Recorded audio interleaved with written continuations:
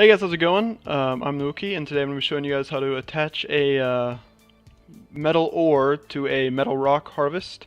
So basically what I'm doing is you're going to get this, you're going to see the rock, you're going to hit it with a pickaxe, and it's going to give you the metal. That's kind of like the part we're doing right here. Sounds super basic and dumb, I know, but anyways, we'll go ahead and get started. I'm going to go ahead and start off by creating a folder called copper rock. I'm going to be using the metal resources that we created in the previous video. Which is, as you can see right here, the copper ingot. It's got all this stuff. If you haven't seen it yet, you're going to need to check that out probably before seeing this, otherwise you might be able to follow. But anyways, we're going to get started.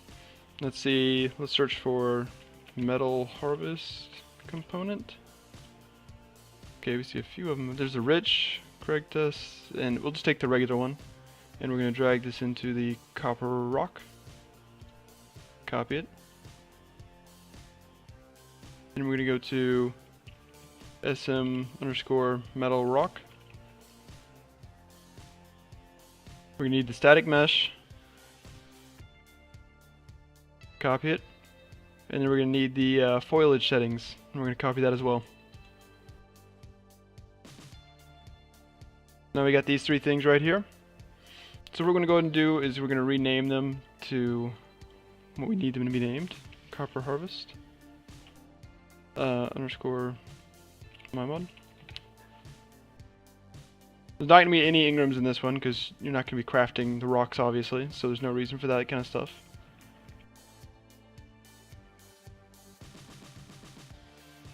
Alright. Oops. Rename this one too. _my mod. Get back to where it is and name copper. Okay.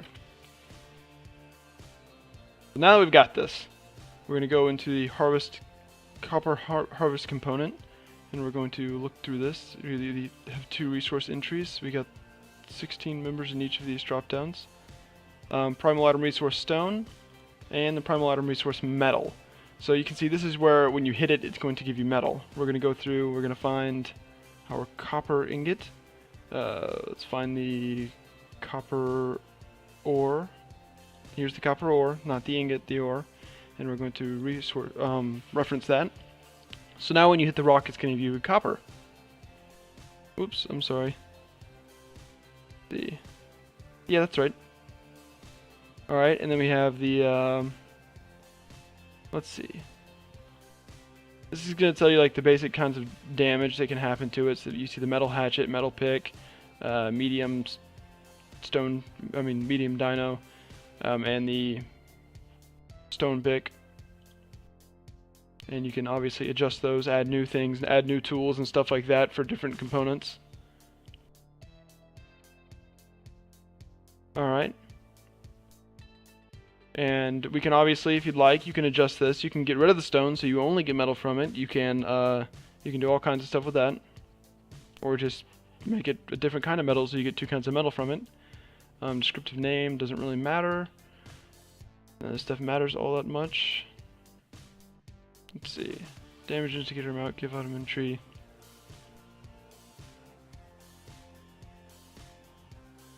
Okay. Okay, so this means that if you harvest the resource over and over again, then it'll take longer to replenish the next time. Like, if you read it, that's what it says. So if you were to adjust this downwards, it would take, instead of 240 seconds, in addition to what it usually takes, it would just take 120 if you made it 120, or like each time it scales upwards. The more times you continuously harvest it, the longer it takes to come back. So this is how far a player has to be. Minimum distance for a player to be for it to respawn. And the minimum distance for a structure for it to respawn, and the minimum distance for a non-core structure like a sign or something like that. So if there's a sign within 540 units, it's not going to respawn. And it uses like the interval of which it respawns. You can make it a lot shorter to respawn faster, and a lot shorter here. But this one's got to be smaller than this one. Remember that, because the minimum's got to be smaller than the maximum. But that'll be 9,000 seconds, which I believe is, what, 15 minutes? Alright, then we have... Oh, it's a lot more than 15 minutes. But, let's see. That should be good for this one. We're going to go into our copper rock settings. It's currently referencing the old static mesh, so we're going to reference that one, the one we're currently using.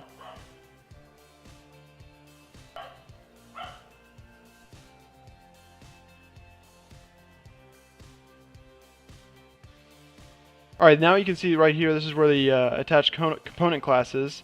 So we're going to reference it to our copper harvest component rather than the metal harvest component.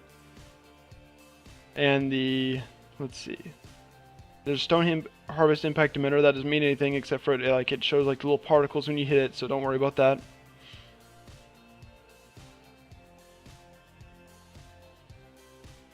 That should be good here. Collision presets block all. That's right. It receives decal, which means when you hit it, it'll receive, it'll register as a hit. Alright, that should be good. Oops. Save those. This is our little static mesh. This is like the actual rock you're gonna see. So, we're gonna go ahead and retexture it. We're gonna find, well, first of all, we're gonna find this in content browser. We're gonna click the search button, and we're gonna drag that and copy and paste it into our copper rock folder.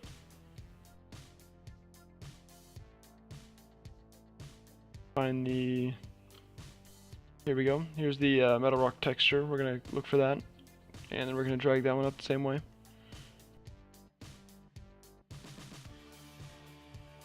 Copy and paste.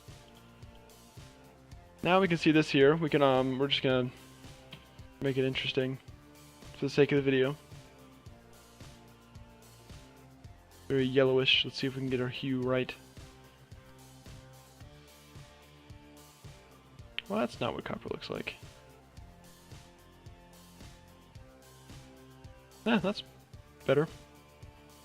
Let's go with that for now. And we're gonna name these _mymod. Not absolutely necessary as long as you are careful, but does help when you're just trying to get stuff done. All right, so now we see that when we open up this metal rock file for the texture, we can still, if we go back down to the texture parameter, we can see this being referenced here. So we're going to use that one instead, making that little sphere an orangish color. And then we're going to go to this one, the static mesh for the copper rock, and we're going to use that. So now our rock is copperish colored. You can obviously import your own textures and whatnot for these rocks, but I'm just trying to show you guys how to do it in a very basic way. Alright. Yes. Okay. Oops. Save it. Alright. So now we have our rock right here. And this rock we can use to kind of like place in the world as an actual object using the foliage settings. So what we're going to do is we're going to drag this static mesh in here.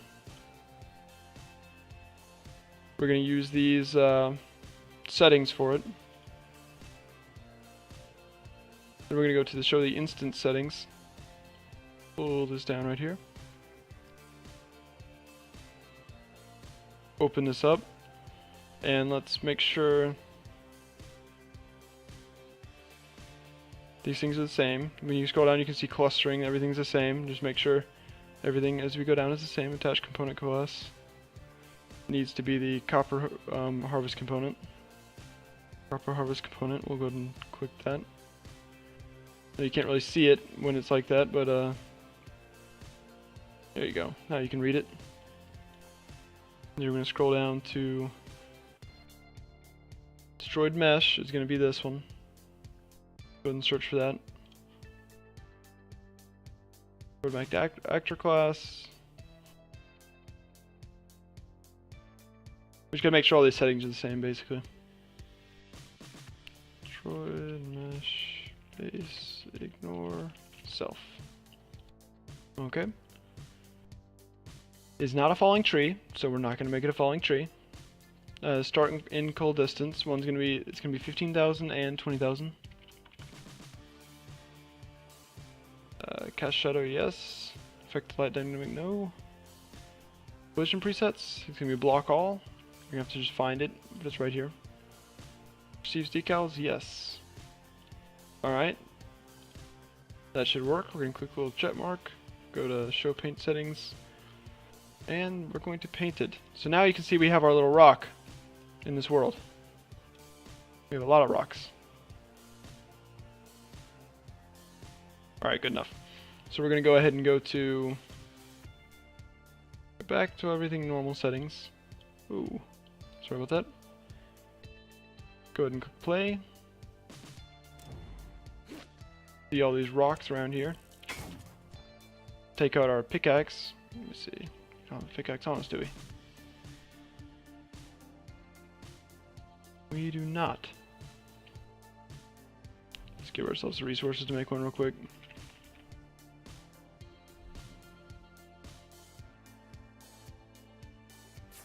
This is just a stone pickaxe.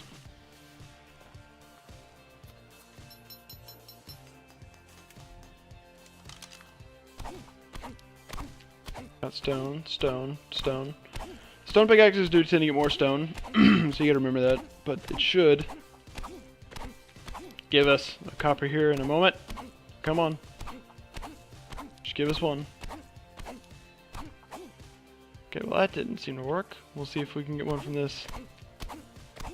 Otherwise, I'm starting to lose confidence.